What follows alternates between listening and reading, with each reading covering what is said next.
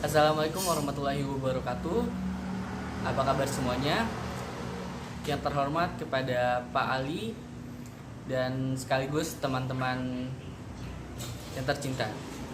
Kali ini kami dari kelompok 2 ingin mempresentasikan akhlak tasawuf, yaitu akhlak terpuji, yang dimana kami akan membahas tentang zuhud, al-qanaah, al-sabru, al-tawakal, mujahadah, ridho, al-syukur dalam akhlak tasawuf.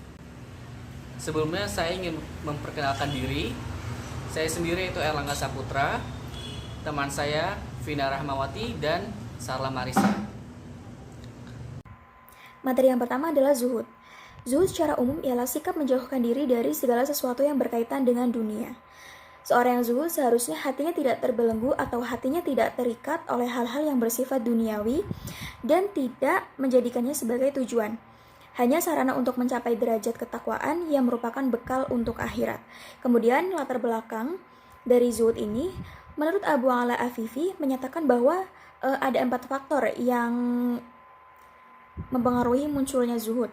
Di antaranya yang pertama, berasal dari atau dipengaruhi oleh India dan Persia.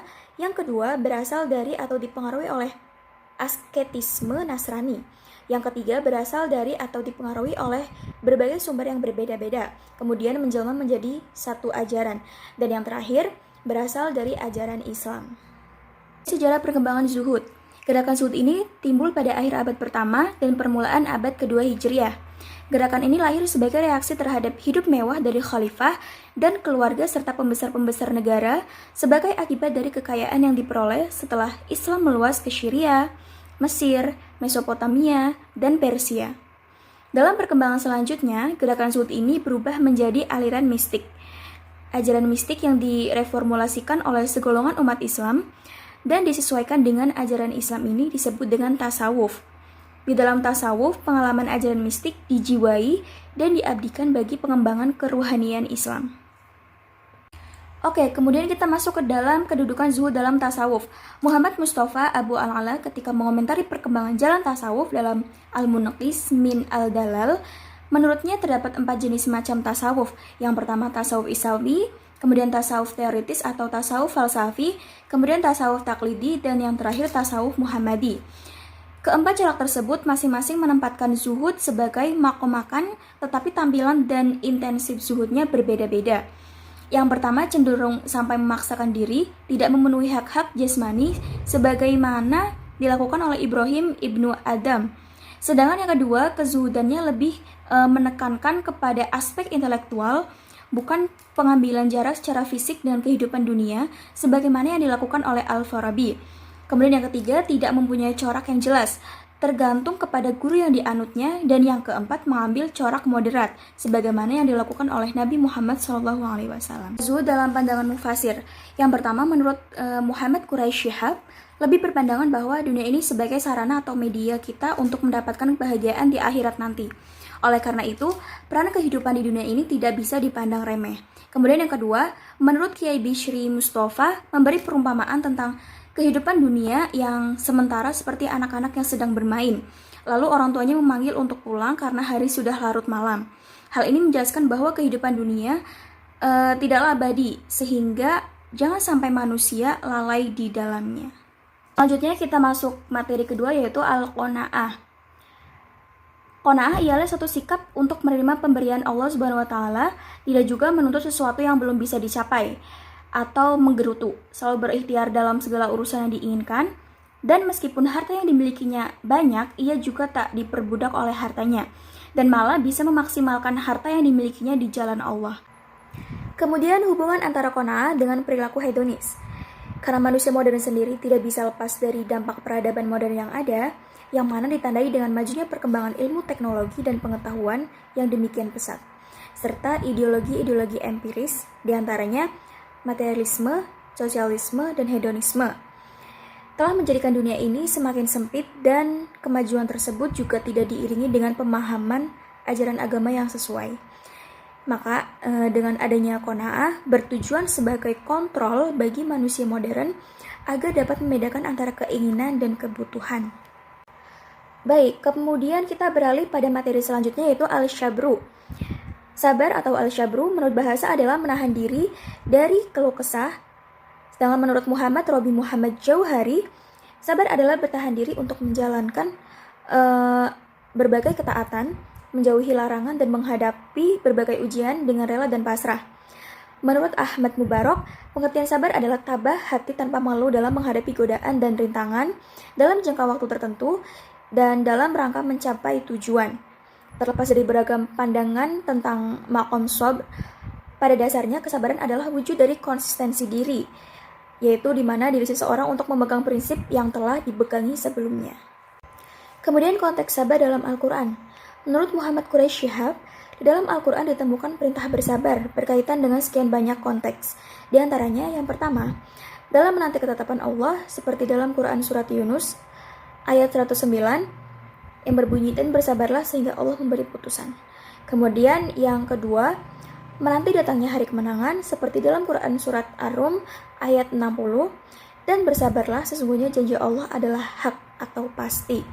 Kemudian yang ketiga, menghadapi ejekan atau gangguan orang-orang yang tidak percaya seperti dalam Quran Surat Toha ayat 130, dan bersabarlah menghadapi apa yang mereka ucapkan, yaitu berupa ejekan dan kritik.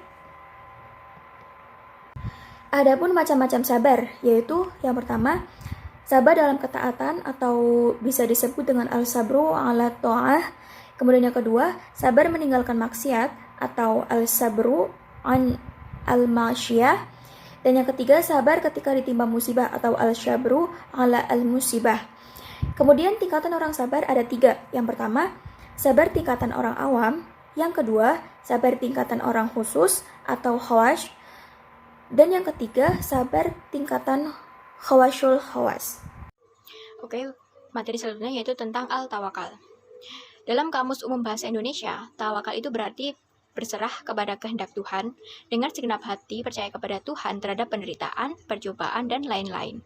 Dalam Kamus Besar Bahasa Indonesia, tawakal adalah pasrah diri kepada kehendak Allah dan percaya sepenuh hati kepada Allah. Sedangkan dalam Kamus Modern Bahasa Indonesia, tawakal berarti jika segala usaha sudah dilakukan, maka harus orang menyerahkan diri kepada Allah yang Maha Kuasa. Menurut Imam Al-Ghazali, tawakal adalah pengendalian hati kepada Tuhan yang Maha Esa sebagai pelindung karena segala sesuatu tidak keluar dari ilmu dan kekuasaannya. Sedangkan selain Allah tidak dapat membahayakan dan tidak dapat bermanfaat. Dari beberapa definisi di atas, maka dapat disimpulkan bahwa tawakal ialah penyerahan segala perkara, ikhtiar, dan usaha yang dilakukan kepada Allah Subhanahu wa Ta'ala serta berserah sepenuhnya kepadanya untuk mendapatkan kemaslahatan atau menolak kemadaratan. Selanjutnya yaitu tentang macam-macam tawakal. Ditinjau dari sudut orang yang bersikap tawakal, tawakal itu dibagi menjadi 2 bagian. Yang pertama, tawakal kepada Allah, yaitu tawakal kepada Allah dalam berbuat haram dan menghindari diri dari perintah Allah. Yang kedua, tawakal kepada selain Allah. Contohnya tawakal syirik. Selanjutnya itu tentang tingkatan-tingkatan tawakal. Yang pertama, mengenal Rob berikut sifat-sifatnya atau kekuasaannya, kekayaannya, kemandiriannya, serta berakhirnya segala perkara kepada ilmunya dan kemunculan karena masyiah atau kehendak dan kodratnya. Yang kedua, menetapkan sebab dan akibat. Yang ketiga, mengkokohkan hati pada pijakan tauhid tawakal atau mengesahkan Allah dalam bertawakal. Selanjutnya, bersandarnya hati dan ketergantungannya serta ketentramannya kepada Allah. Selanjutnya, berbaik sangka kepada Allah Subhanahu wa Ta'ala. Selanjutnya, menyerahkan hati kepadanya, membawa seluruh pengaduan kepadanya dan tidak menentangnya. Dan yang terakhir tentang tingkatan-tingkatan tawakal tersebut yaitu melimpahkan wewenang atau perkara kepada Allah atau tafwid. Materi selanjutnya yaitu tentang fungsi tawakal. Yang pertama, tidak mudah putus asa jika gagal dalam usaha.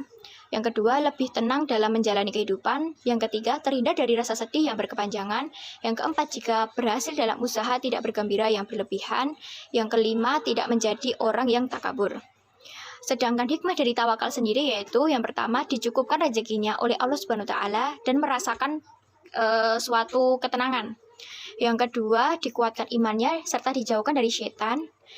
Sedangkan untuk hubungan tawakal dan kecerdasan emosional sendiri, yaitu jika tawakal seseorang sempurna, maka kecerdasan emosional itu juga akan sempurna. Dengan sempurnanya EQ, seseorang akan mampu mengatasi pengaruh lingkungan yang buruk. Sebagai contoh, Rasulullah adalah orang yang sudah terkenal dengan kejujurannya, sehingga mendapat gelar Al-Amin. Dan emosionalnya juga baik. Contoh dari kecerdasan emosional yang begitu tinggi ialah memutuskan peletakan Hajar Aswad yang keputusannya memuaskan seluruh kabilah yang sebelumnya itu berselisih siapa yang meletakkannya. Oke, akhlak terpuji selanjutnya yaitu mujahadah. Dikutip dari buku-buku Saku Mujahadah Asmaul Husna oleh tim MKAH, menurut bahasa, mujahadah artinya bersungguh-sungguh. Sedangkan menurut istilah, mujahadah itu dapat dipahami sebagai tindakan bersungguh-sungguh memerangi hawa nafsu atau mujahadah an-nafs. Definisi lain mujahadah ialah berusaha dengan sungguh-sungguh dan mengerahkan segala kemampuan untuk melawan musuh, baik musuh yang tampak atau biasa disebut dengan mujahadah al-adu, seperti setan, atau mujahadah asi syaitan serta nafsu atau diri sendiri yang biasa itu disebut dengan mujahadah an-nafs. Dengan contohnya itu dengan tangan, dengan lisan, atau dengan apapun yang dia mampu. Selain itu mujahadah itu dapat dilakukan dengan cara berzikir untuk mengingat Allah, baik melalui lisan maupun hati. Adapun manfaat mujahadah, yang pertama, syarat masuk ke dalam surga, yang kedua, kunci kebaikan dan keberuntungan, yang ketiga, pembuka ampunan Allah, dan yang terakhir, mendapat petunjuk dari Allah. Contoh dari mujahadah an-nafs tadi yaitu bersyukur atas segala nikmat Allah, serta bersabar terhadap segala musibah yang datang. 6 tentang akhlak terpuji yaitu ridho. Harun Nasution sebagaimana dikutip oleh Abu Dinata mengatakan bahwa ridho berarti tidak berusaha, tidak menentang qada dan qadar Tuhan, serta menerima qada dan qadar dengan hati yang senang. Secara terminologi, ridho berarti kerelaan yang tinggi terhadap apapun yang diberikan oleh al-haq, baik sesuatu yang menyenangkan atau sebaliknya. Selain itu, ridho juga berarti tidak terguncangnya hati seseorang ketika menghadapi musibah dan mampu menghadapi manifestasi takdir dengan hati yang tenang. Dengan kata lain, yang dimaksud dengan ridho adalah ketenangan hati dan ketenangan jiwa terhadap ketetapan dan takdir Allah SWT, serta kemampuan menyikapinya dengan tabah, termasuk terhadap derita, nestapa, dan kesulitan yang muncul darinya yang dirasakan oleh jiwa. Manfaat orang yang ridho. Orang yang ridho mampu melihat hikmah dan kebaikan di balik cobaan yang diberikan oleh Allah Subhanahu wa taala dan tidak berburuk sangka terhadap ketentuannya. Terlebih lagi, ia mampu melihat keagungan, kebesaran, dan kemahasempurnaan zat yang memberikan cobaan kepadanya sehingga tidak mengeluh dan tidak merasakan sakit atas cobaan tersebut. Mereka bahkan merasakan musibah dan ujian itu sebagai suatu nikmat lantaran jiwanya bertemu dengan orang yang dicintainya. Kemudian, keutamaan orang yang ridho. Buah dari ridho itu sendiri adalah munculnya kesenangan dan ketenangan menakjubkan yang berembus dari keridhoan Allah Subhanahu wa taala yang berpadu secara langsung dengan besarnya cita-cita dan harapan yang dimiliki seorang hamba. Semua ini bukan zakot dengan Allah Subhanahu wa taala dan bukan pula kelezatan yang muncul disebabkan banyaknya ibadah dan ketaatan. Bahkan ia juga bukan kenikmatan spiritual yang muncul setelah kemenangan menaklukkan dosa. Tapi ini adalah kenikmatan spiritual yang diwarnai oleh harapan mendalam yang terpatri dengan keteguhan hati dan sikap mawas diri. Selanjutnya yaitu tentang perjalanan ridho dari seseorang. Jalan menuju ridho pada awalnya itu bersifat intensional, berdasarkan niat dan keinginan individual yang bersangkutan. Tetapi pada tahap selanjutnya, ia merupakan hadiah ilahiyah yang itu berada di atas kehendak dan ikhtiar manusia, karena ia merupakan anugerah dari Allah SWT bagi orang yang dicintainya.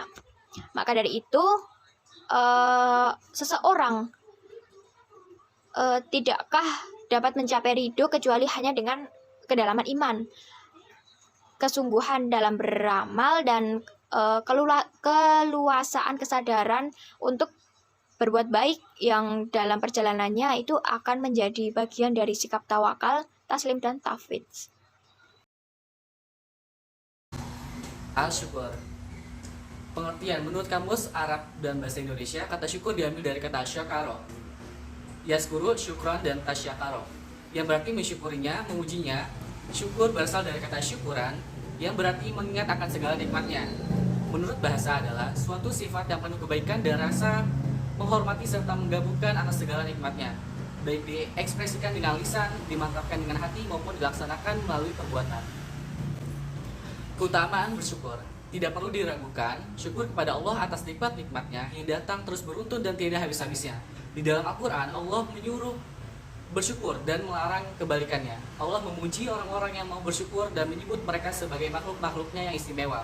Allah menjadikan syukur sebagai sebab untuk menambahkan karunia dan pemberiannya, dan sebagai sesuatu yang memeliharanya.